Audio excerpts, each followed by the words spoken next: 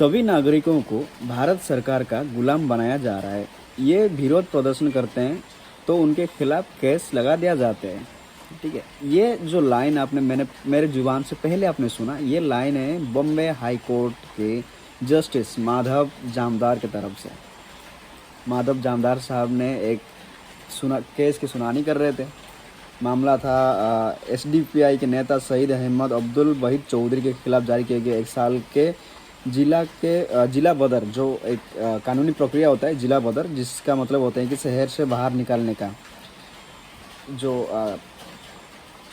कानून है, उसके सुनानी कर रहे थे। और उस सुनानी में उन्होंने ये लाइन कही। ठीक है, और ये लाइन बड़ा इंटरेस्टिंग है यार। मेरा मोबाइल भी थोड़ा सही से हो रहा है। ये लाइन थोड़ा इंटरेस्टिंग भी है। अभी अगर हाल ही में अगर आपने भारतीय राजनीति को थोड़ा सा देखा होगा बेहतर तरीके से, तो ये जो स्टेटमेंट है ये चौंकाती नहीं है। कैसे चौंकाएगा बताओ। इथेनॉल के ऊपर उन्होंने बोल दिया कि भाई देशद्रोही है।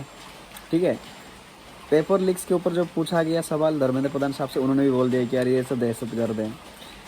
तो हमें तो एक्सपेक्ट नहीं था कि यार कोई हाई कोर्ट के जज या सुप्रीम कोर्ट में बैठे हुए कोई व्यक्ति इस तरह की बयान देगा, या इस तरह का एक जो फैक्ट वाली बात है जिस पर बात करना चाहिए कोई बात करेगा। मुझे तो नहीं लगता था, बट माधव जामदार साहब ने ये बात कही। और ये एक उम्मीदें हैं यार, हमारे देश में ना चल रहे हैं इन एक तरफा आशिकी की ये एक उम्मीदें हैं।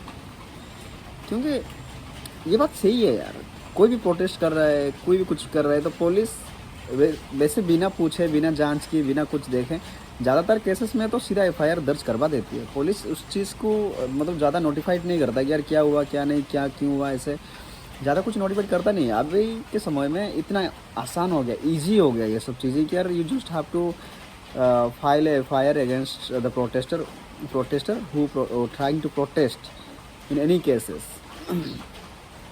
सही है। उन्होंने एक एग्जांपल भी दी, जस्टिस साहब ने एग्जांपल भी दिया। उन्होंने कहा कि हाल ही में इतने सारे पेपर लीक हुए हैं, अगर उसके प्रोटेस्ट किए जाएंगे तो क्या आप उनको भी उनके नाम पर भी केस ठोक देंगे।